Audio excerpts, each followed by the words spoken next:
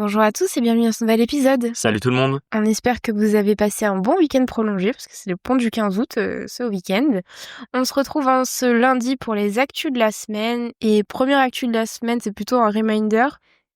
C'est pour ceux qui sont nouveaux d'ailleurs, bienvenue sur notre podcast, parce que là on a une petite vague d'abonnements et on en est très contents. C'est vrai que d'habitude l'été c'est plutôt calme, mais c'est vrai que là en 2 mois, Je sais pas pourquoi, ouais. il y a eu beaucoup d'abonnés. Donc il y a eu, je pense déjà l'épisode avec les investisseurs sereins, Ouais, qui a bien marché, ouais. qui nous a fait connaître auprès de pas mal de personnes. Et puis je pense que le fait que le compte Instagram progresse bien, petit à petit t'as des auditeurs qui voient qu'on a un podcast et qui arrivent. Donc si vous êtes nouveau, bienvenue à vous. Oui, bienvenue à vous et dans cette bonne lancée, n'hésitez pas à nous mettre 5 étoiles sur les plateformes. On le dit à chaque fois à fin d'épisode, mais je pense qu'il y en a plein qui skippent un petit peu la fin d'épisode, c'est normal, moi je fais ça aussi. Du coup, là on le dit en début d'épisode, en vrai ça nous aide beaucoup au niveau de l'algorithme, ça nous aide aussi quand on veut avoir un invité un peu particulier ou quoi que ce soit.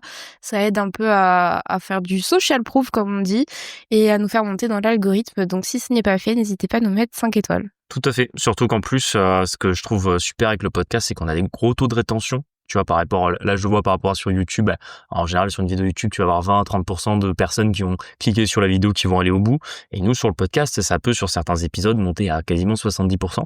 Donc, Ce qui est beaucoup, ouais. ce qui est énorme. Donc, franchement, si vous écoutez nos épisodes chaque semaine, que vous aimez le podcast et que vous n'avez pas encore mis 5 étoiles, essayez d'y penser, s'il vous plaît. Ça prend 2 petites secondes et vraiment, nous, ça nous aide beaucoup parce que, contrairement à YouTube, vous pouvez voir le nombre d'abonnés, le nombre de vues de la chaîne, le nombre de vues des meilleures vidéos, etc. Les podcasts, ça reste très flou pour les personnes, entre guillemets, qu'on veut inviter, ou si des fois on doit être invité quelque part, c'est compliqué de leur dire, on a un podcast qui fait tant. Ils sont un peu obligés de nous croire sur parole, et la seule métrique qu'ils peuvent avoir publiquement, via Spotify, via Apple Podcast, c'est les notes 5 étoiles. Donc, franchement, si vous y pensez, un grand merci à vous. Les news de la semaine. Alors, c'était plutôt c'était plutôt la semaine d'avant, mais vu qu'on a, je ne sais même plus sur quoi on avait fait les actus la semaine dernière, mais on s'était étalé. On a raconté toute notre journée à Bergerac. Ah oui, voilà, donc c'était un débrief Enedis. Mais pour la semaine encore avant, du coup, on était allé peindre dans un de nos bureaux. Ça faisait longtemps qu'on n'avait pas fait ça. Moi, sur le moment, je me suis dit, franchement, ça me saoule de faire ça. Genre, ça faisait très longtemps qu'on l'avait pas fait.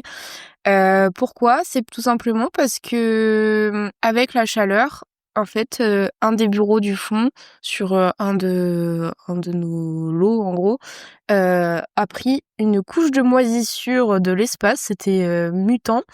Et du coup, on a dû faire installer des VMC et peindre par la suite pour pouvoir le mettre en location.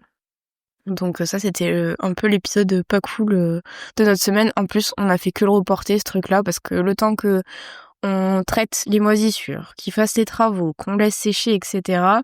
En fait, il s'est passé des semaines et en plus, nous, on a fait que repousser à chaque fois parce que franchement, c'est pas des moments sympas. Au final, on a fait ça quand même assez rapidement, je tiens à le dire. Ouais, ça nous a pris 2 heures environ, et en plus le problème c'est qu'on est en plein été, dans le sud il fait facilement 38 degrés la journée, c'est des bureaux où il y a pas la clim, Ouais. donc forcément je vous cache pas que presque si on est à 2 doigts d'attendre l'automne pour aller peindre là-bas, quoi. En plus, je pense que c'est un truc qu'on aurait pu faire, genre soit chacun tout seul, tu vois, genre allez, ça aurait pris peut-être 1 heure de plus, mais dans les moments comme ça, je pense qu'on est un peu content d'être à 2 parce qu'au moins, on discute le temps de peindre, etc. Et c'est un peu moins chiant, je pense, tout seul. Enfin, à 2 plutôt que tout seul. Ouais, complètement. Et pourquoi est-ce qu'on n'a pas engagé une entreprise? C'est tout simplement en termes de coût. Honnêtement, moi, je trouve que sur la peinture, c'est là où les entreprises sont vraiment le plus chères. Et bon, après, c'est normal, hein, je veux dire, je vais pas dire que tous les peintres se gavent parce que ça prend du temps. Eux, ils sont obligés de faire ça très proprement, peut-être sur un niveau de qualité de finition qui est un peu meilleur que ce que nous on fait, mais finalement on n'a pas besoin de mieux.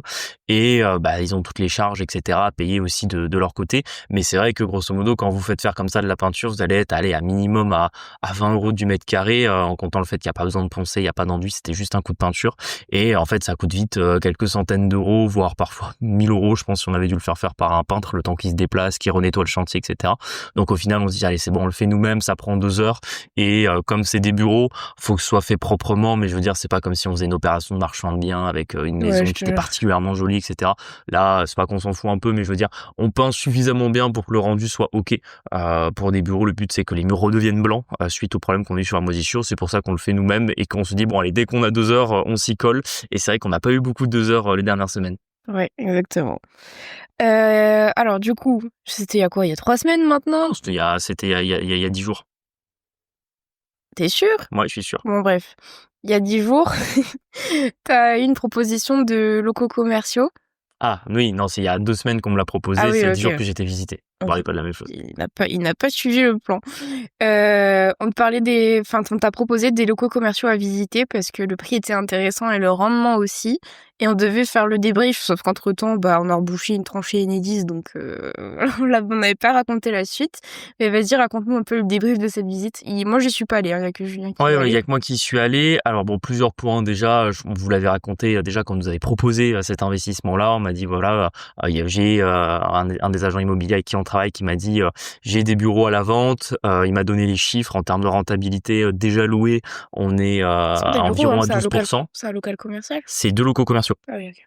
C'est 2 locaux commerciaux, dans une petite zone, commerciale, dans, sur la ville de Montpellier où on habite, hein, donc dans une grande ville et il m'a dit: «Bah, écoute, viens visiter». C'est vrai que moi, quand on me propose un rendement aussi intéressant, en plus c'est déjà loué, je me suis dit: «Bon, bah, forcément tu te déplaces». Même si là, à l'instant T, on n'était pas forcément chaud de repartir dans un projet. Quand on vous propose quelque chose de très beau, faut vraiment aller visiter et la visite s'est bien passée, mais on se positionnera pas pour plusieurs raisons. Déjà, la première, c'est que, en vrai, c'est pas une bonne idée qu'on se lance tout de suite dans un projet. On préfère encore attendre quelques mois, histoire de terminer ce qu'on a déjà terminé, même si Enedis, c'est sur la fin, voilà. Faut que les appartements soient mis à la location. Alors, on avait quelques autres sujets aussi à régler. Et après, au niveau de la visite, forcément, si c'est très rentable, vous en doutez toujours, il y a toujours quelque chose qui justifie le prix. Moi, ce que j'ai trouvé, c'était l'emplacement. En fait, les locaux commerciaux, ils sont pas hyper bien placés en termes de visibilité. C'est-à-dire que c'est une clientèle qui sait qu'il y a des commerces à cet endroit. Les commerces, c'était une activité de restauration, une activité d'épicerie. En plus, c'est des activités qu'on n'aime pas trop Ah ouais. parce que ce sont des activités à problème où il y a beaucoup de turnover. Et moi, la problématique que j'ai, c'est que même s'ils sont déjà loués et que ça se passe bien, le jour où ces locataires s'en vont, s'ils revendent pas leur fonds de commerce, qu'est-ce qui se passe? Mmh. Ensuite, en plus, les locaux étaient situés dans une petite copropriété où il y a que des commerces. Et en fait, le problème, c'est qu'il y a pas de syndic. En fait, si vous voulez, il y a une copropriété sur le terrain, mais en fait, personne s'en occupe un peu. Donc voilà, il y a plusieurs points négatifs qui justifiaient le prix. C'est toujours pareil. Après, si vous voulez vraiment de la grosse renta et que vous êtes prêt à vous en occuper, ça peut être intéressant. Mais nous, aujourd'hui, on est dans une démarche, voilà. Si on va sur des invests, on veut que ça tourne. On a quand même un œil aujourd'hui où on est moins à la recherche de vouloir enchaîner les opérations pour prendre un peu tout ce qui passe. Donc c'est pour ça qu'en fait là, je vous fais le petit débrief sur la visite. On se positionnera pas tout simplement. Ouais, puis après, c'est un peu ce que tu disais, actuellement, on n'est pas un dossier ultra sexy pour les banques, vu qu'on vient de passer à notre compte, qu'on a des SCI qui tournent, mais elles tournent pas non plus aussi bien qu'elles devraient tourner. Par exemple, avec le problème des 9 apparts, ça c'est quand même un souci, ça élimine une banque sur les 3. Donc effectivement, je pense qu'aussi maintenant, on n'est plus dans une recherche de croissance. Alors, ou plutôt dans une recherche de croissance intelligente. En fait, on veut plus de problèmes. Vraiment, on veut beaucoup moins de problèmes. Alors bon, il y a toujours des problèmes dans l'immobilier, tu Oui, vois non, ça? mais de moins gros problèmes, en fait. Ouais, c'est ça. C'est ça. En Et fait là, on a un nez à problème et c'est vrai que ça sentait le problème, quoi. Ouais, c'est ça, c'est qu'en fait, là, par rapport au fait que c'est loué et que c'est aussi rentable, il y a des points, négatifs, sur les locaux commerciaux et en fait, c'est simple, c'est que quand vous êtes la colonne des pour et des contre, là, dans les contre, on a déjà la base, c'est qu'il y a un appartement qu'on est en train de vendre, on va signer le compromis, il est pas encore vendu et probablement c'est, les fonds de cet appartement-là qu'on va récupérer qui vont nous permettre de réinvestir. Donc déjà, il y a un problème de timing. Comme tu dis, tu as un problème aussi, au niveau des banques, que cette année, on est moins sexy que l'an dernier et qu'en fait, si on doit aller voir une banque pour se battre pour un projet, on veut vraiment que ça soit un projet qui nous parle. Et étant donné qu'il y a plusieurs warnings un peu sur ces logos commerciaux-là, il y a une toiture amiante aussi. Enfin voilà, il y a plein de petits détails qui moi me font tiquer, me dire ok, même si c'est rentable sur le papier, il y a des problèmes à gérer. Et en fait là, j'en suis à un point où entre guillemets, j'étais pas à la recherche d'un projet, je regardais que si c'était très intéressant. Et là aujourd'hui, c'est pas suffisamment intéressant pour qu'on aille bagarrer avec les banques pour le faire financer. Ça, c'est peut-être une chose que vous devez aussi avoir en fonction de là où vous en êtes dans vos investissements, de voir toujours un peu les pour et les contre d'un projet. Et si, par exemple, vous n'êtes pas forcément en recherche de faire un projet à l'instant T, qu'on vous en propose un, s'il n'est pas suffisamment intéressant, c'est pas grave. Alors, passez au suivant et en fait, des projets rentables, vous en trouverez toujours, quoi. Et après, ça, on en a pas trop parlé, même tout court sur le podcast, je crois. Mais moi, il y a un truc un peu, vous savez, du coup, on vient de vous le dire, les locaux étaient sur Montpellier. Et en fait, nous, on en a déjà vraiment pas mal sur Montpellier, des locaux commerciaux. Et il y a peut-être une histoire aussi je pense que ça serait bien, alors on en a dans d'autres villes, mais c'est vrai que la ville où on en a le plus, c'est Montpellier. Et tu vois, c'est pas que ça se passe pas bien avec ce Montpellier, ça se passe bien, tu vois, faut pas dire que ça se passe pas bien, mais je pense que dans une recherche de diversification, on dirait pas, mais le monde est quand même petit, je trouve, sur Montpellier. Et afin de peut-être diversifier un peu le risque, je serais plus chaud qu'on arrête les locaux sur Montpellier, à moins que ce soit des giga-rentas, tu vois, et partir plutôt dans des plus petites villes comme on a sur 2-3 autres communes, quoi. Je sais pas ce que t'en penses, mais est-ce que c'est une stratégie, ça, ou pas? De diversifier les villes et tout ça. Bah, tu vois, je suis pas aussi d'accord que toi parce que bah, Montpellier, ça reste une grande ville. Donc, en termes de patrimonial, quand tu fais un investissement dessus, bah, t'as forcément le côté grande métropole, grande ville qui vient jouer sur la future plus-value éventuelle de ton investissement. Donc, moi, je suis pas autant que toi à dire, bon, bah, on n'investit pas sur Montpellier. Mais non, moi, je suis plutôt sur, grosso modo, si vraiment ça avait été une pépite, j'étais là en mode, ok, on va voir ce qu'on peut faire en termes de financement. On va se bagarrer pour pouvoir l'avoir. Mais finalement, par rapport aux différents défauts que je vous ai donnés, moi, je suis là en mode, bon, c'est vrai que sur le papier, c'est rentable. Il y a des problèmes à régler. Franchement, là, j'en suis à un point où j'étais pas à la recherche d'un investissement à l'instant T. En gros, flemme d'aller faire un crédit pour des locaux, même si c'est rentable, pour devoir gérer des problèmes après. En fait, c'est juste que je trouve que ça se sent plus que c'est un peu dur, la France de Macron dans les grandes villes comme Montpellier plutôt que dans les plus petites. Je sais pas si tu le sens aussi? D'ailleurs, quand tu te balades, Ça dépend. ceux qui connaissent Montpellier, mais je suppose que les autres grosses villes, ça doit être un petit peu pareil. Quand tu te balades dans le centre, nous, heureusement, on en a pas dans le centre, mais en fait, il y a plein de locaux à la vente ou des fonds à céder, etc. parce que c'est super cher et les gens ont pas de thunes, tu vois. Donc, ça, c'est pour ça aussi, je serais un peu moins chaud. Alors, dans les plus petites villes, j'ai l'impression que les loyers sont moins chers et j'ai l'impression qu'ils se portent mieux, tu vois. Bah, là-dessus, pour moi, c'est une question de quartier, pas une question de ville. Ah C'est-à-dire ouais? que en fait, c'est ce qu'on dit toujours sur le local commercial, tout se fait dans l'emplacement. Et effectivement, bah, par rapport aux choix qui ont été faits sur, alors t'as beaucoup de villes, de grandes villes qui sont comme ça, mais par exemple, si on prend vraiment la ville de Montpellier qu'on maîtrise bien, t'as des choix qui ont été faits en termes d'aménagement urbain, de diminution du nombre de voitures dans le centre-ville, de complexité du stationnement, de toutes ces choses-là qui font que t'as des zones qui étaient très intéressantes d'un point de vue commercial avant, parce qu'il y avait beaucoup de gens qui y allaient, qui font que les gens n'y vont plus ou y vont moins. T'as aussi le fait d'un peu la périphérie, le fait que tous les locaux s'installent en périphérie aussi maintenant, ce qui fait que grosso modo, bah, c'est sûr que si tu dois investir dans des locaux commerciaux, c'est parfois plus intéressant d'être en périphérie qu'en centre-ville. C'est des questions où je suis pas comme toi à me dire non, grande ville, red flag. Toi, t'as l'air d'en vouloir à la ville Ouais, ouais. mais de pas vouloir être dedans. Non, moi au contraire, c'est juste tout est question de quartier et d'opportunité. En fait, je trouve juste que dans les autres villes qui sont plus petites où on en a, je trouve que ça se passe vraiment mieux pour le coup, tu vois. Et elles sont vraiment plus petites pour le coup, genre en termes d'habitants. Et du coup, je sais pas, j'ai ça en tête où je me dis, waouh, Montpellier, je sais pas trop si on a encore à faire des trucs là-dedans, tu vois. Non, moi je t'avoue que ce qui me fait réfléchir et là tu vois c'est en dehors du fait que ce soit petite ou grande ville, c'est que grosso modo moi maintenant si on part sur des investissements, je préfère qu'on ait des investissements à 10% avec moins de problèmes qu'on ait des investissements à 14% avec trop de problèmes en fait. Oui, c'est une manière de voir aussi. Moi je le vois plus comme ça et en fait peu importe la zone, peu importe la ville, ce sera plutôt une question de quartier, de visibilité du local commercial et derrière de est-ce qu'il est rentable et quels sont les éventuels problèmes qu'on pourra avoir. Hmm. Enfin voilà notre réflexion sur les locaux commerciaux et cet investissement-là. Donc on a passé notre tour pour cette fois, mais écoutez, c'est bien aussi de voir un peu ce qui se fait en ce moment et la tête un petit peu du marché, donc c'était chose faite. Ça me fait rire. C'est une des suites, on vous en avait parlé, on a un élève qu'on accompagne qui a qu'on appelle ça, des histoires rocambolesques avec un agent immobilier et son vendeur. Juju, si tu passes par là, on te fait un petit coucou. Et on a la suite des événements, parce que je pense qu'on vous avait raconté, mais là encore, c'était l'épisode avant Enedis, où en fait, l'agent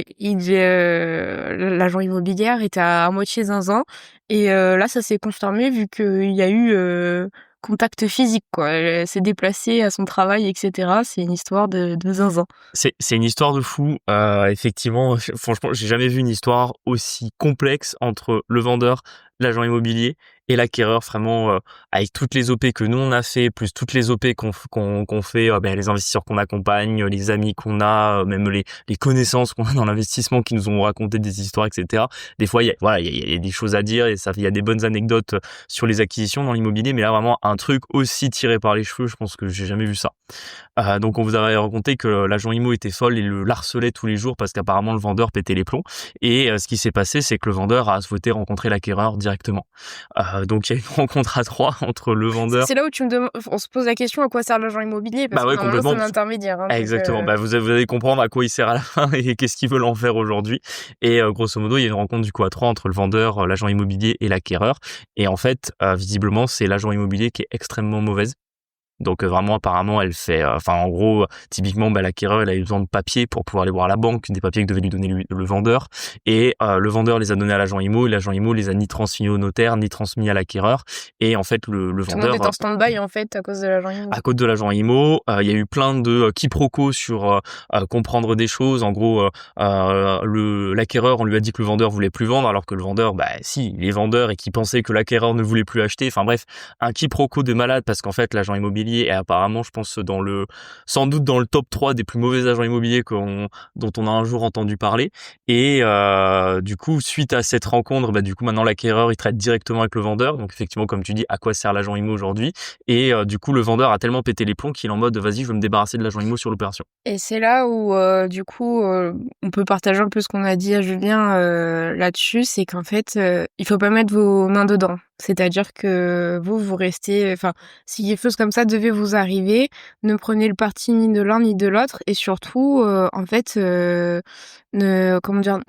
vous impliquez pas dans l'histoire, parce que de toute manière l'agent immo là c'est impossible de s'en débarrasser, elle est prévue dans le compromis, sa commission doit être payée à l'heure de la signature, et en soi c'est pas le problème là de l'acquéreur, c'est le problème du vendeur. Tout à fait, parce qu'en fait, le vendeur, il a été engagé par l'agent immo. Faut bien voir que l'acquéreur, lui, ce qui l'intéresse, c'est l'immeuble. Le vendeur, l'agent immo, pardon, il s'en fout, tu vois. Donc le problème, c'est que c'est pas lui qui a choisi l'agent immo, c'est le vendeur. Donc c'est le vendeur qui a fait une connerie, visiblement, parce que l'agent immo a l'air vraiment mauvaise. Et le problème, c'est que du coup, le vendeur, il est en mode hors de question, je lui paye une commission. Ils sont venus à son travail tous les deux. En plus, ouais, c'est ça, ils sont déplacés à son travail tous les deux. Le problème, c'est qu'en plus, le vendeur veut du coup, le compromis a déjà été signé, et en plus dans le cadre d'un mandat de recherche, en fait une fois que vous confiez la recherche d'un bien à un agent immobilier qui vous présente un acquéreur, en soi vous pouvez plus faire sans l'agent immo, parce que d'un point de vue légal vous aviez un contrat avec l'agent immo, et que tous les acquéreurs qui ont été présentés par l'agent immo, grosso modo il est obligé d'apercevoir sa com, parce que c'est ça la rémunération d'un agent immo, c'est être capable de faire l'intermédiation, de présenter des gens qui seraient intéressés pour acheter le bien. Et en fait il y a une histoire de fou, le vendeur est complètement en train de péter les plombs et de vouloir se débarrasser de l'agent immo, et l'acquéreur en fait il se retrouve au milieu là-dedans, pris entre quatre feux. Et moi je lui ai dit, prends le maximum de distance avec ça te concerne pas. S'ils sont pas d'accord entre eux parce que le vendeur a fait une connerie et a pris un mauvais agent immo, c'est son problème en fait. Et toi t'achètes un bien, t'as pas à rendre service, t'as pas à aider qui que ce soit dans cette histoire. Et là c'est toute cette anecdote pour vous montrer un petit peu comme quoi, quand dans une vente vous avez un agent immobilier qui est particulièrement mauvais, ça peut amener des histoires de fous. C'est ça. Et en soi, du coup, l'acquéreur a aucune obligation de dialoguer avec l'agent immo. Enfin, si ça devait vraiment se tendre, en soi, il passerait tout par notaire. Enfin, ça sert aussi à ça. Ouais, c'est ça. Moi, c'est ce que j'ai dit. Effectivement, c'est que maintenant que le compromis est signé, que ça passe par les notaires, si jamais la situation se tend trop, tous les échanges se feront par le biais des notaires, par le biais des clercs de notaire, parce qu'il y a un notaire vendeur, un notaire acquéreur. Donc, c'est pour ça que tout passera par les notaires directement. Et en fait, l'acquéreur n'a qu'à ne plus avoir de contact ni avec le vendeur ni avec l'agent immo, parce qu'en fait, c'est une histoire. Et elle est repassée en plus après. Ouais, après en plus, l'agent immo s'est redéplacé une deuxième fois sans y avoir été invité au travail de l'acquéreur. Enfin, des trucs de fou. Genre, l'agent immo, elle a pas le droit de faire ça. Elle appelle des dizaines de fois par jour le vendeur et l'acquéreur au téléphone, et est dans une situation quasiment de harcèlement à leur encontre, parce qu'en fait, elle est... Moi, à la place de Julien, je l'aurais bloqué, en fait, parce que, enfin, je l'ai vue, elle avait de nouveau appelé, enfin, elle était en train d'appeler. Et en fait, je peux comprendre que c'est usant. Moi, je suis là, mais toi, t'es trop sympa, en fait. Bloque, franchement, bloque. Et là, le truc, c'est que c'est sa première opération, donc il essaie de bien faire, et entre guillemets, il a pas l'habitude là-dessus. Moi, je peux vous garantir que si un jour un truc comme ça nous arrive, je vais secouer si fort l'agent immobilier, le vendeur, je lui dis écoutez, T'inquiète, en il fait, rappellera pas, ouais. si vous êtes pas bon et si vous êtes pas capable de travailler ensemble, vous me laissez en dehors de ça. Je dis moi je veux acheter le bien, on a un prix qui est convenu, on signe chez notaire. Et je dis maintenant on traite avec les notaires, je veux plus entendre parler de vous, quoi. C'est ça. Et surtout, bah, du coup, l'acquéreur, lui, il est en position de force, je dirais, parce que là, le but, c'est quoi? C'est que ça se signe, enfin, que la vente soit signée le plus vite possible. Je crois qu'ils ont un accord de principe sur le financement, mais le dossier est en train d'être monté. Si l'acquéreur, il veut donner au dernier moment les papiers pour signer la vente et qu'on aille au bout des 3 mois, libre à lui de le faire, en fait. Donc, ils ont tous l'air bien trop pressés, je trouve, entre l'agent IMO et le vendeur. Si l'acquéreur veut être loup, il peut en soi, hein, donc Ouais, et puis même, en fait, si vous voulez, le truc, c'est que déjà, quand vous faites l'acquisition d'un bien, en tant qu'acquéreur, vous avez plein de choses à, niveau charge mentale, c'est normal, c'est élevé, surtout quand c'est votre première OP. Il y a des choses à checker sur le bien, il faut faire le dossier de financement, il faut négocier avec la banque, faut voir tous les aspects administratifs avec les notaires, etc. C'est-à-dire, vous avez déjà beaucoup de choses à gérer pour ne pas en plus devoir gérer les histoires d'état d'âme entre un vendeur et un agent immobilier qui se sont mal choisis, qui veulent pas travailler ensemble, quoi. très clair.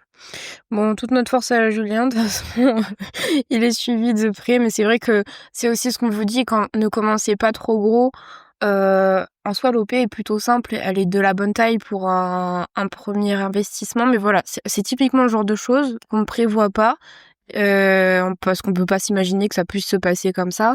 Et en fait, d'un point de vue charge mentale, c'est très fatigant. On dirait pas comme ça, mais c'est vrai que c'est très fatigant.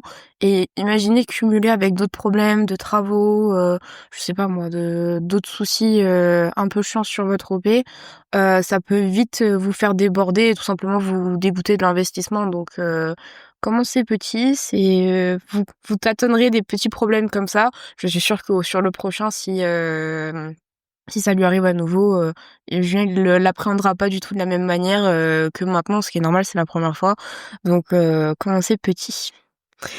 Nous avions des questions d'abonnés. Ça, je crois que la question, je l'ai eu au moins une dizaine de fois cette semaine, je ne sais pas pourquoi. Comment est-ce La semaine d'avant, c'était se rémunérer en SCI. Oh, je te jure, On chaque avait une semaine, il y a un dizaine de thème fois. qui Ouais, dit comment est-ce qu'on a fait pour enchaîner les opérations aussi vite? Parce qu'on rappelle, du coup, on a 49 lots, ça représente à peu près 3 millions, et on a acheté ça à peu près en 6 ans. Et alors là, ça, vraiment, dans les DM, il n'y a que ça. Comment est-ce qu'on a fait pour enchaîner? Juju, comment est-ce qu'on a fait? Bah, en fait, il faut que vous établissiez une stratégie qui est bien claire, c'est-à-dire que pour pas perdre de temps, en fait, grosso modo, vous êtes en signature de compromis tout le temps.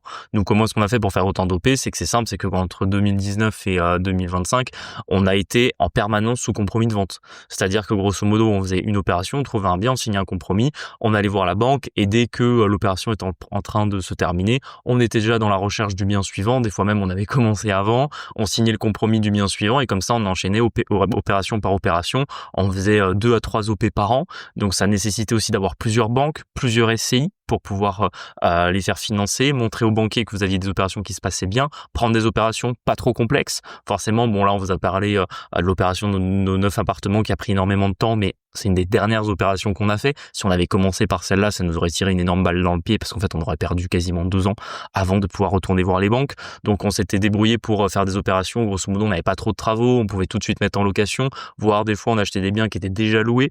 Donc en fait on mettait vraiment tout de notre côté pour aller le plus vite possible et pour être en permanence finançable. Ça demandait aussi de mettre beaucoup d'argent de côté pour toujours avoir le cash, de pouvoir faire les Ouais. apports. La zone d'ombre, c'est vraiment le financement, en fait. Comment est-ce que c'est ça qui revient à chaque fois, c'est comment est-ce qu'on a fait à chaque fois pour dire aux banques, au fait, financez-nous, même si on a acheté un truc il y a 3 mois, tu vois. En fait, il faut avoir plusieurs banques, aussi simple que ça. Parce que c'est évident que si vous voyez votre banquier, je sais pas, au mois de février, que vous le faites financer un bien et que vous revenez le voir au mois d'avril avec un deuxième bien, le banquier risque de tiquer, risque de vous dire non mais attendez, je vous ai déjà financé il y a 2 mois, vous revenez déjà me voir. Du coup, vous devez avoir plusieurs banques et par exemple, si au mois de février vous avez une première opération dans la banque A, au mois d'avril vous allez voir votre banque B et votre banque B que vous n'avez pas vue depuis l'année dernière sera bien plus en capacité de vous financer. Après que l'opération soit récente pour le banquier, c'est pas grave. En réalité, si vous venez d'acheter un bien, à partir du moment où c'est loué, dès que c'est loué, vous pouvez directement montrer au banquier, regardez, sur mon relevé de compte, j'ai reçu les loyers, voici le contrat de bail. En réalité, même si votre opération est récente, c'est pas un problème pour la banque, c'est un problème si elle vient juste de vous la financer en fait. Mais pour la banque B, pour la deuxième banque, vous financez alors que vous venez de terminer une opération dans la banque A, c'est moins gênant. Et alors, du coup, quand j'explique ça, la question qui vient après, c'est Mais du coup, vous mentez à la deuxième banque sur ce que vous avez sur la première? Mais justement, c'est ce que je viens de dire. Non, Ouais. non, on ment pas du tout. C'est juste que quand vous allez voir la deuxième banque, en Elle fait, s'en fout un peu, en fait, de ce ouais, que en vous fait, avez. si votre première OP est finie, donc si l'opération 1 est finie dans la banque 1, quand vous allez voir la banque 2 avec l'opération 2, vous pouvez lui donner tous les éléments, elle dit OK, c'est bon, l'opération est faite. Je sais même pas ce qu'ils nous demandent à chaque fois. Par exemple, si dans une SCI A, on finance un bien, Ils vont demander les après on va voir la SCI B. La SCI B, elle demande quasi... Enfin, la banque B ne demande jamais rien sur la A, je crois. Alors, le problème, c'est que là, tu es en train de tout complexifier, sinon on va y passer 1 heure là-dessus. C'est vraiment du cas par cas. Mais grosso modo, si, par exemple, dans le cas où vous faites 2 opérations en nom propre, bah là, forcément, la banque B va vous demander tous les documents sur les 2 opérations. Maintenant, si vous avez fait ça dans 2 SCI, c'est possible que la banque 2 ne vous demande pas l'intégralité des documents sur votre opération 1. Elle va peut-être juste vous demander les statuts, les 3 derniers relevés de compte de la SCI pour vérifier que ça s'autofinance. Et ça peut ne pas aller plus loin, ou alors elle va vous demander les baux, peut-être. Ça va dépendre. Ça va dépendre vraiment de l'échange que vous avez avec le banquier. Je sais que nous, sur la fin, on avait des banquiers qui nous faisaient confiance, qui nous demandaient pas l'intégralité des papiers sur toutes les SCI qu'on avait. Maintenant, si on allait voir une nouvelle banque, bah, probablement que la nouvelle banque, elle voulait faire le travail à fond, elle voulait vérifier qu'on n'était pas des menteurs, et nous aurait demandé l'intégralité des papiers. Tu penses qu'il y a un plafond de verre ou pas, tu vois? Non. Non plus. Ça, pour moi, c'est aussi un Nous, des là, plus en tout cas, grands mythes. on l'a pas ressenti, en tout cas. En fait, faut bien voir que tu sais, c'est toujours pareil. Le cerveau humain, il veut toujours voir les choses de manière noire ou blanche. Il veut Ah pas oui, de zone grise. manichéenne, ouais. Il veut pas qu'il y ait des zones où finalement c'est pas trop. Du coup, on se dit toujours non, mais au bout d'un moment, t'es bloqué dans ta banque. En fait, c'est pas que t'es bloqué, c'est que le financement, si tu restes qu'avec une banque, à un moment donné, il va se complexifier. Pourquoi? Pour une notion de risque. C'est-à-dire, imaginez-vous, vous êtes une banque, vous avez, je sais pas, vous avez plusieurs milliards à prêter à des investisseurs. Est-ce que vous préférez prêter 100 000 euros à 1000 personnes ou est-ce que vous préférez prêter 1 million à 10 personnes, tu vois? C'est vraiment la question à se poser, c'est que une banque, elle préfère un peu comme vous préférez avoir plusieurs biens, vous préférez avoir, je sais pas moi, 50 biens qui valent 50 000 euros qu'un seul bien qui vaut 3 millions, tu vois. Juste en termes de risque, on sait jamais s'il brûle, on sait jamais s'il y a un problème avec le locataire, etc. Les banques, c'est pareil, elles préfèrent avoir plein d'emprunteurs différents sur des petits montants que d'avoir un seul emprunteur qui a des encours trop élevés. Donc, entre guillemets, quand vous allez voir plusieurs banques pour des petits montants, donc, je sais pas, 100 000, 200, 300, 400, 500, ça, à la limite, la banque vous suit. Maintenant, quand vous commencez à approcher le million d'euros de financement dans une banque, c'est beaucoup. Ça veut pas dire qu'elle le dépassera pas. Ça veut pas dire que, grosso modo, vous pouvez emprunter qu'1 million dans une banque et qu'elle n'ira pas au-dessus. Moi, quand j'étais banquier d'affaires, il y avait des clients, on leur avait prêté 20 ou 30 millions d'euros. C'est juste que plus vous avez d'encours dans une banque, plus forcément pour elle s'il y a un risque et du coup plus elle regarde votre dossier de manière attentive. En mode, si vous financez un mec, tous les voyants sont au vert et que vous devez lui prêter que 100 000, entre guillemets, le dossier est facile.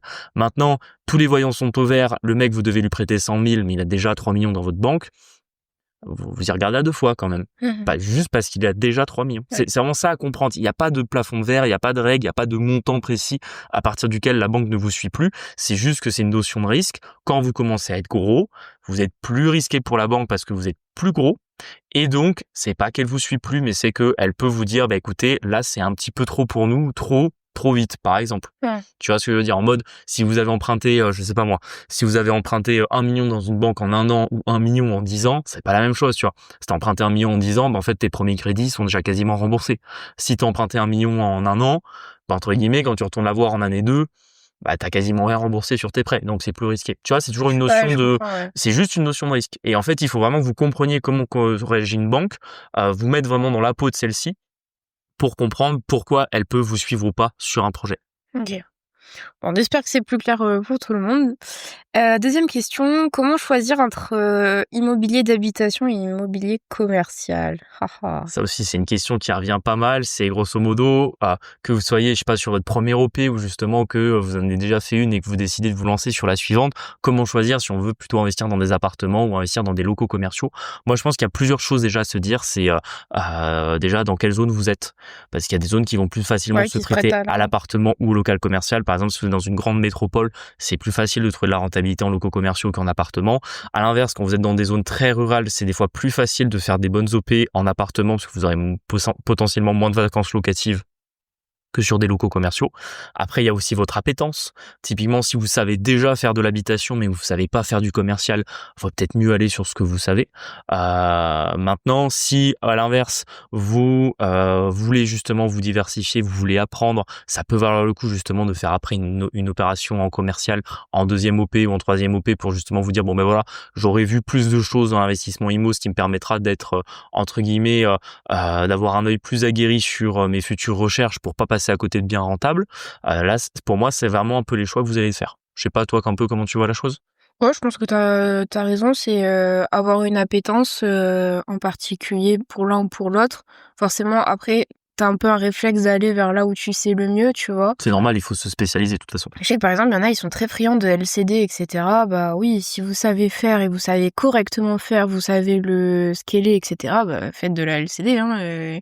Après, voilà, nous par exemple, on adore les locaux commerciaux. Là, je pense que de toute façon, les prochains, ça sera quasiment que ça. Et après, dans chaque classe d'immobilier, on va dire, vous pouvez encore rediversifier. C'est ce qu'on disait tout à l'heure avec changer de ville, ça, typiquement. Changer de ville, changer d'activité. Voilà, c'est le genre de choses que vous pouvez faire. Donc, moi, je suis plutôt d'accord avec ce que tu as dit. Après, je pense que c'est bien d'en avoir dans les deux. Oui. Moi, Avec une dominante, hein, bien évidemment, mais d'avoir dans les deux. Tout à fait. Nous, c'est chose qu'on dit, c'est que là, pour l'instant, on a une plus grosse appétence avec l'immobilier commercial qu'avec l'immobilier d'habitation, mais on a quand même des appartements. On continuera quand même à regarder des OP en appartement. Je sais pas si demain, on peut faire une giga OP sur des appartements à plus de 10% de rentabilité, on le regarde. Mais c'est vrai que je pense que c'est pas une bonne chose d'avoir, je sais pas moi, un parc de 50 lots, vous avez que des appartements, ou un parc de 50 lots, vous avez que des locaux commerciaux. C'est bien toujours d'être diversifié entre les deux. On sait jamais ce qui peut se passer demain en termes d'évolution macroéconomique en France. Demain, si vous avez un confinement, entre guillemets, vous êtes plus certain d'être payé sur vos loyers d'appartement que sur vos loyers commerciaux. À l'inverse, je pense que sur les loyers commerciaux, vous êtes mieux capé si jamais il y a une reprise économique en France, tu vois, parce que naturellement, vous allez tirer par le tissu économique, alors que sur les appartements, naturellement, quand vous louez des appartements dans beaucoup de villes, vous louez plutôt à la frange modeste de la population qui va pas forcément bénéficier, entre guillemets, de l'effet de la reprise économique qu'il peut y avoir. Donc, c'est un peu des stratégies différentes à avoir. Faut quand même avoir un œil différent quand vous faites un investissement en habitation ou en commercial. Mais je pense que c'est bien que vous regardiez les deux si vous avez la possibilité de le faire.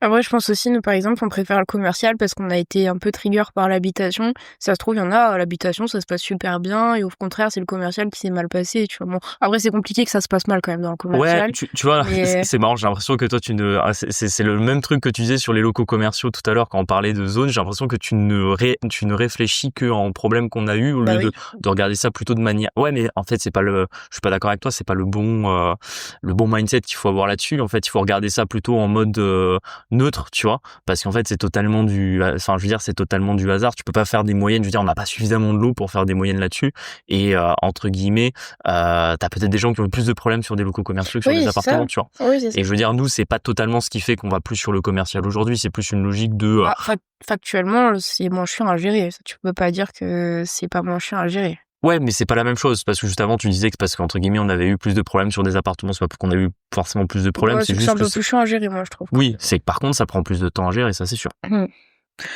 Ok, bon, écoutez, n'hésitez pas, on espère que cet épisode vous a plu, n'hésitez pas encore une fois à nous mettre 5 étoiles sur les plateformes, ça nous aide beaucoup au niveau de l'algorithme. N'hésitez pas également à nous suivre sur Instagram, Quitte le Boomer Dream et La Flouserie, on vous partage notre quotidien d'investisseur, et on se dit à jeudi pour un nouvel épisode. À bientôt, ciao.